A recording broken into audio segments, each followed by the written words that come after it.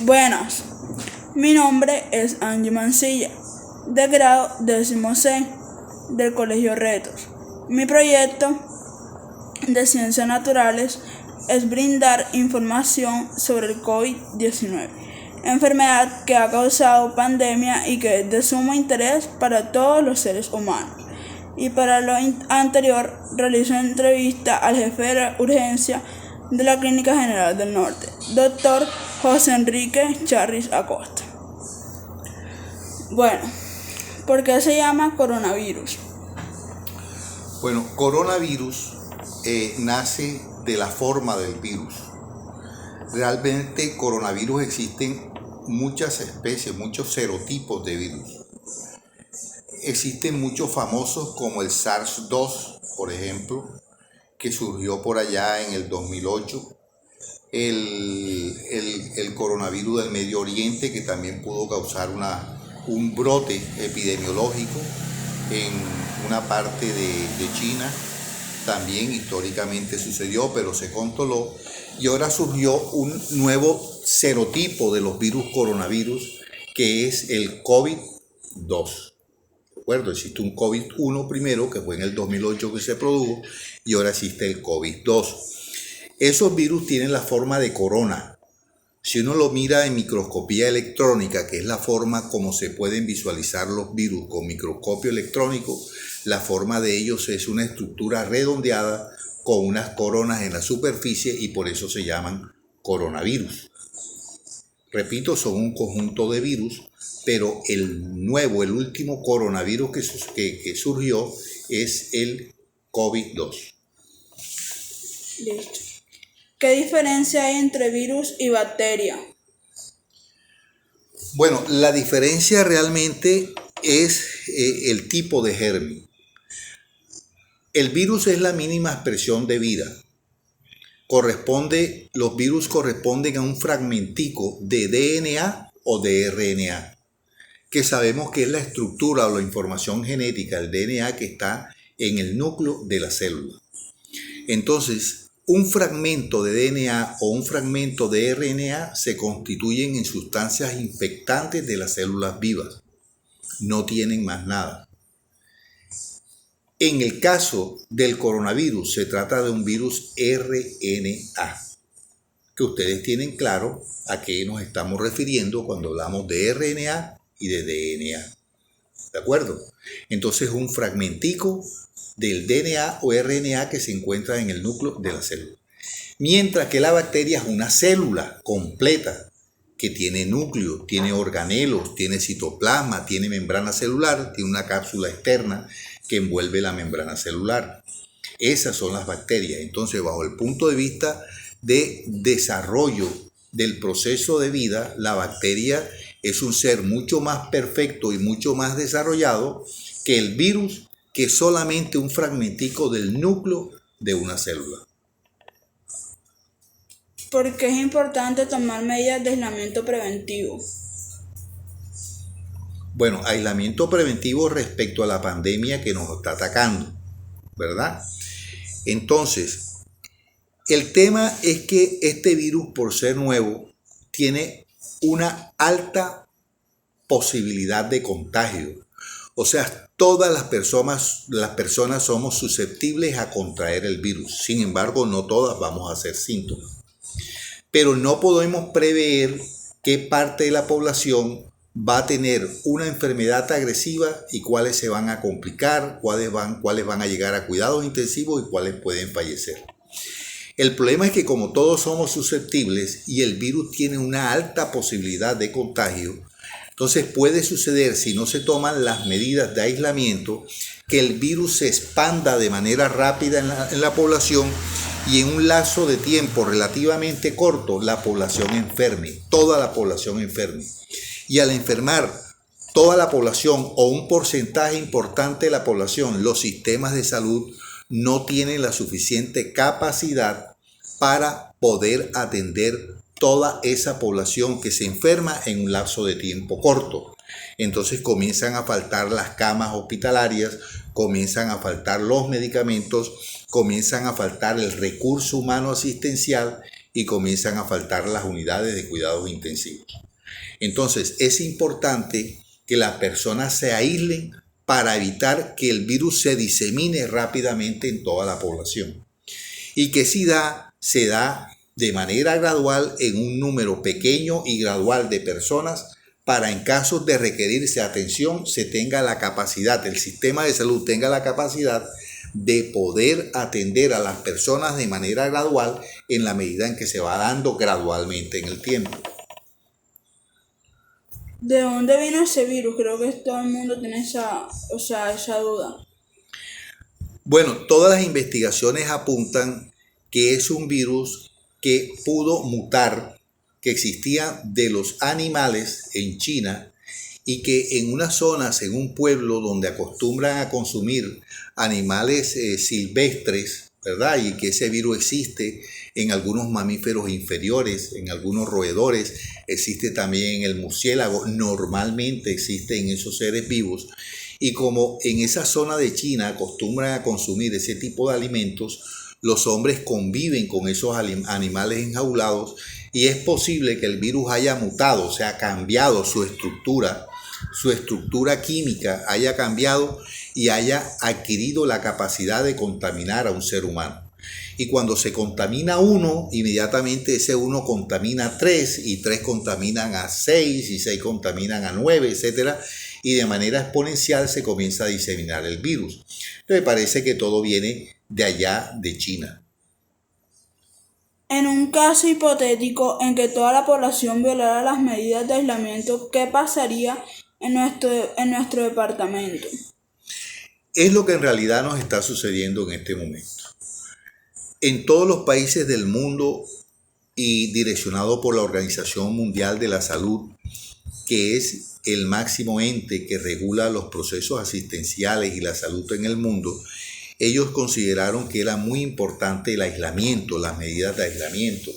Y eso se ha llevado en muchos países del mundo donde se ha presentado el virus.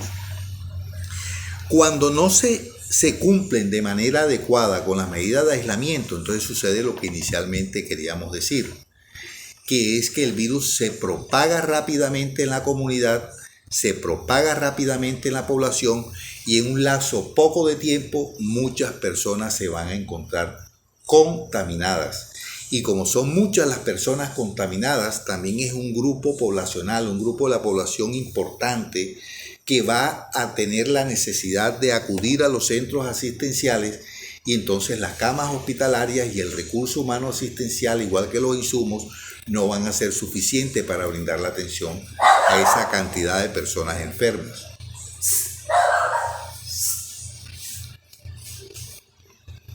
¿Qué nos puede aconsejar a nosotros los jóvenes con respecto a esta pandemia que está pasando? Bueno, antes de responder esa pregunta, es importante de pronto tener una información estadística en números de qué es lo que nos puede suceder si nosotros violamos las medidas recomendadas por el Ministerio del Aislamiento, ¿verdad? Si nosotros partimos que la población en Barranquilla, aunque es de 1.200.000, más o menos, 1.270.000 personas la población en Barranquilla, pero para efectos de cálculos vamos a considerar que es 1.000.000. Entonces, todas las investigaciones en el mundo han demostrado que del 100% de las personas que se contaminan, el 20% de las personas requieren manejo intrahospitalario, o sea, dentro de los hospitales, porque su estado de salud se compromete de manera importante. Entonces, si nosotros consideramos, ni Dios lo quiera, que se contamine toda la población de Barranquilla, supongamos que 1.000.000 de personas, en 2 meses, en 3 meses, ¿qué sucedería? Que 200.000 personas requieren estar dentro de un hospital. Y las mismas estadísticas demuestran que de ese 20%, el 15% del total, ¿verdad? El 15% del total, o sea, más o menos unas 150.000 personas irían a sala general de los hospitales. Pero en Barranquilla no hay 150.000 camas, nunca. Y 5% unidades de cuidados intensivos, 50.000 no existen en ninguna parte. Y entonces se dan esos escenarios que, por ejemplo, vimos en Quito, que vimos en Nueva York, que vimos incluso en Madrid, en España, donde las personas fallecían sin tener la posibilidad de acceder a los centros asistenciales ni las unidades de cuidados intensivos. Entonces, por esa razón es importante controlar de manera adecuada la expansión del virus. Allí está la responsabilidad que los ciudadanos tienen del autocuidado, del aislamiento, del tapabocas para poder evitar la diseminación del virus. ¿Por qué se disemina? Hombre, porque un porcentaje también importante de la población son asintomáticos, o sea, portadores asintomáticos. Tienen el virus, pero no tienen ningún síntoma. Pero esa persona es la que cuando habla, ¿verdad? Cuando estornuda por alguna circunstancia, disemina el virus. El virus se transmite por goticas de saliva cuando la persona tose o estornuda o cuando la persona habla. Es un virus pesado que cuando la persona habla o estornuda, él avanza máximo 1,5 metros y luego cae en la superficie. Entonces, si cae en la superficie de la mesa, en la superficie de un libro, en un bolígrafo, en el brazalete de una silla, y alguien distraídamente pone la mano, se contamina su mano y posteriormente coge algún alimento y se lo lleva a la boca, introduce inmediatamente el virus. Entonces, por eso las recomendaciones de la Organización Mundial de la Salud, donde primero el tapaboca para evitar, o el cubrebocas, es la palabra exacta, el cubrebocas, que es para evitar que salga goticas de saliva de la persona que eventualmente puede estar contaminada o a través de la nariz, y el lavado de manos para evitar la diseminación a través del contacto de las manos. Entonces, lo importante, lavado de manos permanente y cubrebocas de manera permanente para evitar la diseminación. Bueno, señor José, muchísimas gracias. No, de acuerdo, falta la última pregunta. La de que nos puede aconsejar a nosotros los jóvenes con respecto a esta pandemia que está pasando.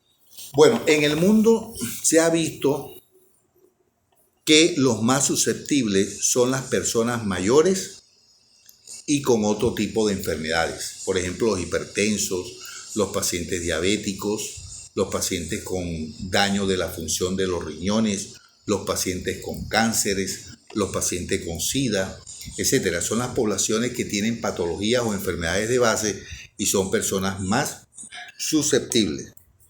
E igual las personas mayores. En Colombia tiene un comportamiento relativamente diferente. Y diferente porque es que la población colombiana es mucho más joven. Pero se está viendo, de acuerdo a la experiencia, que aunque es verdad que se ataca a los ancianos con más facilidad, también hay un porcentaje importante de la población joven que se ha contaminado y que está en las unidades de cuidados intensivos y que están hospitalizados. ¿Por qué? Porque es que la población colombiana es joven. Entonces el virus también ataca a los jóvenes y es capaz de enfermarlos. El promedio de la edad en Colombia es de 23 años. Y el promedio de la edad, por ejemplo, en Italia es de 52 años. Entonces podemos ver que Colombia tiene una población supremamente joven en relación a Italia, y por ser una población más joven, pues son más susceptibles o existe más población joven para poder atacar el virus. Y es lo que uno está viendo en las estadísticas.